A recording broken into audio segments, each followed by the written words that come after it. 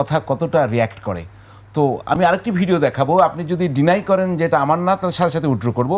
আমরা দেখি তারেক রহমান সম্পর্কে দেশের প্রধানমন্ত্রী আপনি কি মন্তব্য করেছেন। গুপ্ত যদি কেউ হয়ে থাকে সেটা তারেক রহমান গুপ্ত। তারেক রহমান মুসলেখা দিয়ে পালায় গেছে দেশ থেকে, লন্ডন পালায় গেছে। মুসাদ্দেক দেশ থেকে পালায় নাই। ডাকসুতে যারা ছিল তারা কেউ দেশ থেকে পালায় নাই, তারা প্রত্যেকের দেশে ছিল এবং ফেসিবাদের বিরুদ্ধে লড়াই করেছে। আর যদি কেউ পালিয়ে যেয়ে থাকে, মুসলেখা দিয়ে, সেনাবাহিনীকে মুসলেখা দিয়ে তারেক রহমান পালাইছে। 17 বছর লন্ডন পালাচ্ছিল। আর কি লিখছে? তাদের বাড়ি পাকিস্তান, মানে আমার বাড়ি পাকিস্তান।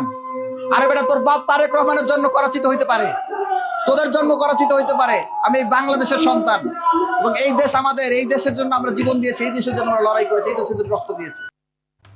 আচ্ছা মুসাদ্দিক, আপনি কি এই রিকগনাইজ করবেন? এটা কি আপনার ভাষা, আপনার ভয়েস? জি অবশ্যই, এটা আমার বক্তব্য। আপনি কি শুরু করবেন না শরীফ ভাই আপনি শুরু করবেন? ল্যাঙ্গুয়েজটা আপনার কেমন লাগে? আপনারা বলেন না কেন? সমালোচনার ল্যাঙ্গুয়েজ, সমালোচনা তো হতেই পারে, রাষ্ট্রপতি প্রধানমন্ত্রী সবারই সমালোচনা।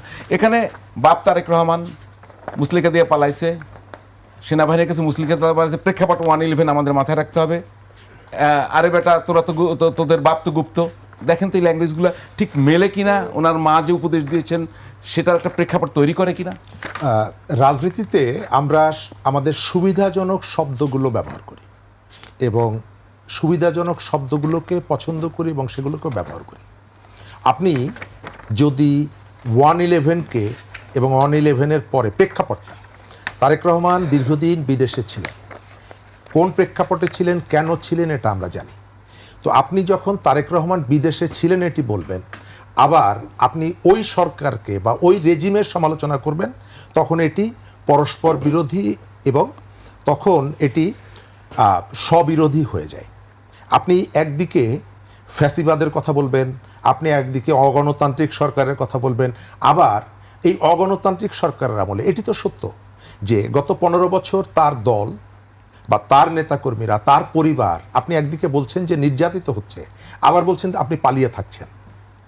ব্যাপারটা আপনি দুটো পক্ষকেই আনছেন এবং যেটা আপনার ওই মুহূর্তে প্রয়োজন সেটিকে আপনি ব্যবহার আমি ল্যাঙ্গুয়েজ সম্পর্কে একটু বুঝতে চাই। আমরা তো সমালোচনা করতেই পারি। হ্যাঁ, সমালোচনা আপনি করতেই পারেন। রাজনীতিতে ন্যূনতম একটা শালীনতা দরকার, ন্যূনতম একটা সৌজন্যতা দরকার এবং এই যে সৌজন্যতা, এটি কেবলমাত্র আপনার একাডেমিক অ্যাক্টিভিটির ভেতর থেকে আপনি শিখবেন না। আপনার কতগুলো বোধ থাকে।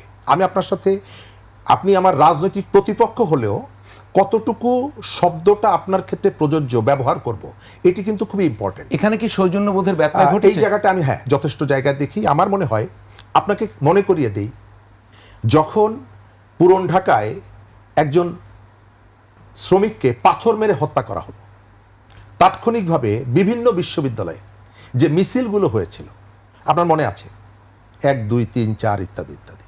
অভিযোগ কি? অভিযোগ হলো বিএনপির অনেকগুলো জায়গা আপনি সমালোচনা করতে পারেন, কিন্তু ওই ঘটনার জন্য তাৎক্ষণিকভাবে আমরা দেখলাম যে টার্গেট তারেক রহমান।